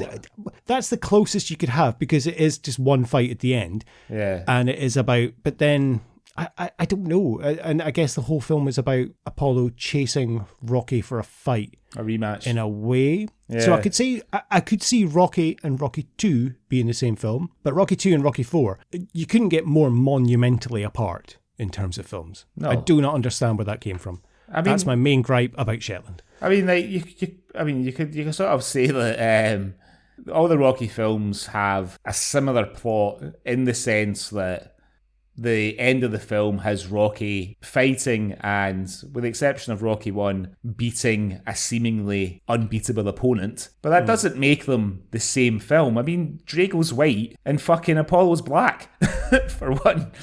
Apollo's American, Drago's Russian. At the end of 2, Rocky wins the World Heavyweight Championship of the world. 4, he wins over the Russian people. Exactly. There you go. He wins it for America. Right, we've gone into enough rabbit holes on this episode. We're not going into a Rocky rabbit hole. Okay, what? Anything else that you've thought about? I mean, I feel, have we covered enough on Shetland? Like, I think we have. We've spoken about the cast, we've spoken about the plot. I mean, honestly, thanks, Henry. I really enjoyed this, and I'm going to be watching more. Yeah, for sure. The only other thing, and it's not really to do with Shetland, and I guess it might take us in a bit of a tangent again. But for fuck's sake. But I kind of feel, the end is near, right? So I had to look at what other things happened in Scotland in 2013. So for BBC Scotland to launch a hugely successful, internationally successful drama series is monumental, right? A few other things happened that were also monumental. So first thing I've written down is Gordon Strachan was appointed as the Scotland national team manager. Okay. In 2013. Margaret Thatcher died, and some people threw an impromptu street party in Glasgow to celebrate. Which I know when Ding Dong the Witch is Dead got to number 2 in the charts as well. Yeah, which just tickled me. The Scottish Premier League failed to get agreement for a 12-12-18 model because Ross County and St Mirren voted against it. Ross County. Yeah, I know. Nigel Farage was terrorised in Edinburgh on the Mail, which was spoken about before, seeking him to ironically seek asylum in a pub in the Royal Mail. Andy Murray won Wimbledon, and Ian Banks passed away. Oh. So not a great year for Scotland. Not a great year for Scotland, but at least we launched Shetland, and it endures to this day. Yeah. So shall we put Shetland through our Swally Awards? Let's do it then, Greg. What have we got first on the Swally Awards for Shetland? So the first award, as always, is the Bobby the Barman Award for the best pub.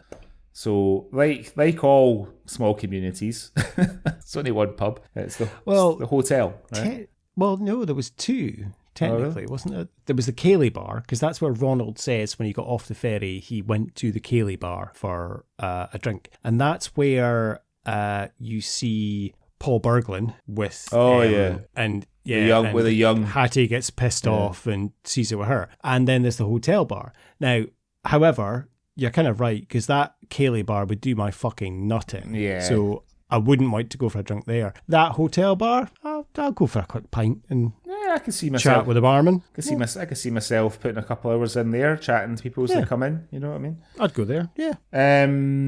Okay, and next award then is the James Cosmo Award for being in everything Scottish. So I wrote 3 names down here because I'm veering in one direction. How many were you more decisive than I? I was more decisive because I wrote 2 names down. Right, but I also slightly more decisive.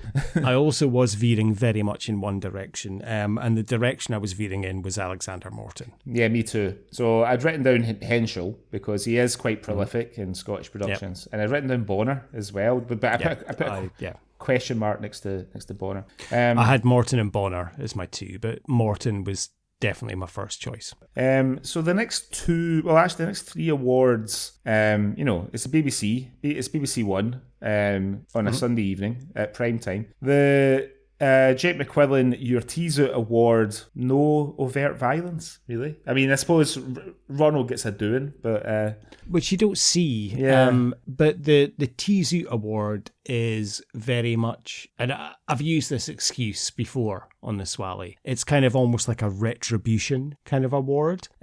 So I gave it to what you previously mentioned, was Jimmy telling Paul Berglund that he'd be sending the university a copy of his report and he should start looking for a new job. I thought that was the most tease out moment of the series. Fair enough. Okay, the next award then is definitely not being awarded, the Hugh McGregor Award for Gratuitous Nudity. No, there's no nudity in Shetland. No. It's not allowed. Equally, the Francis Begbie Award for gratuitous swearing. There's nothing really gratuitous. There's a couple of bloodies and buggers and shits and stuff, but... Your eyes look like piss holes in the snow. Yeah. Is all I had. There was nothing else. And for being this 9 o'clock BBC Friday night, you would think there might be the odd little F-bomb, but no. There's nothing. No. Hardly anything. No, they know that those points of view letter writers are tuning in. Got to keep them sweet. Okay, so archetypal Scottish moment. What did you go for here? I went for a wee half bottle because there seems to be a wee half bottle almost everywhere when he goes to Duncan's house. There's a wee half bottle, and then Ronald, he's literally let out of jail and told, lay off the drink. Next thing you see him, he's got his half bottle, just swigging away. So just the fact that everyone's got a wee half bottle stashed away somewhere was my archetypal Scottish moment. That's a What good about one. yourself? Well, even Mima in that very first scene when we see her and she's going through her photographs, she's got a bottle of whiskey on the table and a glass. Oh, yeah. You know what I mean? And there is something quite pleasurable with just having a bottle of something and sort of sipping away at it. But I know from bitter experiences, so that's how dreadful headaches are made the next day. So for my archetypal Scottish moment, I went for, I put a question mark beside it, ferry to work. Don't know anywhere else in the UK where you have to get a ferry to go to your work every day. Amsterdam is a ferry that crosses them from here to Nord, and so a lot of people live in Nord where it's cheaper to live, and we'll get the ferry across to Amsterdam to work every day. Right. Okay. All right. Well, yours is better than mine. And the last one then, the Sean Connery Award for who won Shetland. I put Shetland for the tourism that they've received and the exposure that they've received. But in all seriousness, I want to give a massive shout out to Alison O'Donnell. And I think she probably will, in the long run, have won this. If we cover more series, I think we'll probably find... But I gave it to Douglas Henshall. It's his show, isn't it? It's his show, and he's fantastic in it. He's brilliant. There's no flaws in the kind of character or the actor. I was invested. I really liked Jimmy Perez. Really liked the character of him, but it's almost that I want to watch more because I want to see the cracks develop, because I'm sure there's going to be cracks developing. So I gave it to Douglas Henshall. What about yourself? Yeah, I'm the same as you. I've written down Henshall, but I've also written down island landscapes because the scenery sort of along the same lines as you mentioned there. The scenery is just amazing. But yeah, I mean Henshall, and he's such a good leading man. I think we'll see him. And maybe I think he'll do a couple of sort of mini series as a lead actor, probably next and stuff. Maybe we'll see him in a movie. If he stays off Twitter, he will. Well, yeah, if he doesn't stop trying to fucking Chuck D the system. But he's such a good leading man, and we sort of spoke about him at length. But yeah, it's definitely his gig, well and truly.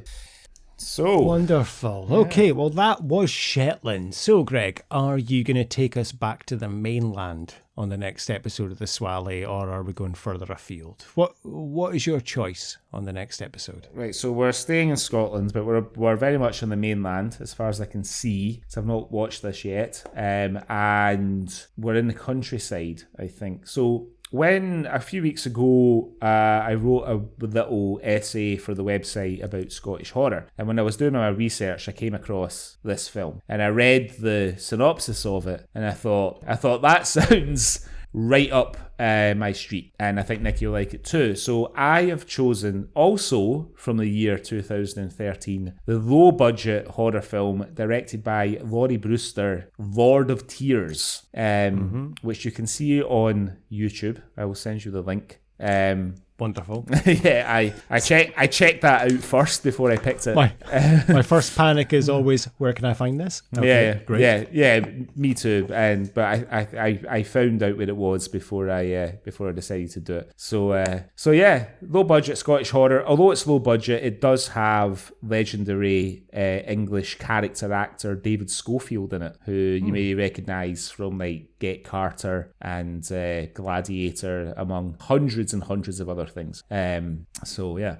Wonderful. Lord of Tears. Okay. Lord of Tears, so yeah. It's available on YouTube if you want to go and listen to it before we review it on Yeah. the next episode. Or you might want to watch it before we review it. But you could just listen to it if you wanted to. But you could listen to it, actually, yeah. Where am I going with there? Just listen to it and then watch it and then, see what you think about it. Yeah, thanks, Greg. Much appreciated. Okay, right. I'll look forward to watching that for our next episode then. Thank you. Okay, well, thank you very much for listening, everyone. If you would like to follow us on social media, you can give us a follow on Instagram at Culture Swally Pod, or you can follow us on Twitter at Swally Pod, or if you have seen anything that you would like us to review, or if you have seen any news stories you'd like us to cover, or hey, if you just want to get in touch and say hello, then please give us a little email on cultureswally@gmail.com. And Greg, we have a lovely website as well, don't we? We do. You can find us at cultureswally.com.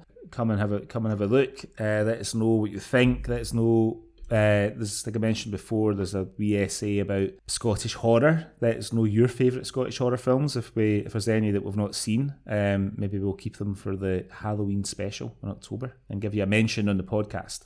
Lovely stuff. All right. Well, thank you very much, Greg. Are you getting up for? Are you getting ready for? All helly up.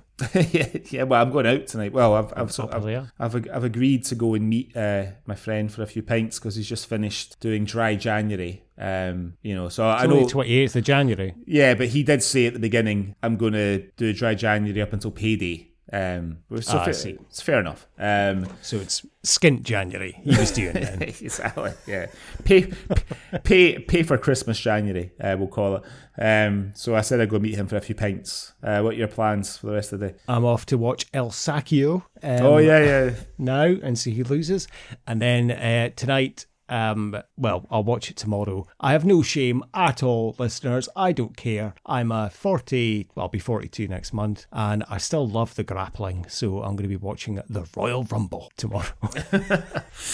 Awesome. Well, enjoy that, and until next time. Yeah, thanks very much, Greg. All right, until next time. See you later. See you later. You know your problem. You think it's perfect here. You want to protect it at all costs. And a wee bit more sunshine and you turn it any Benidorm. I wish.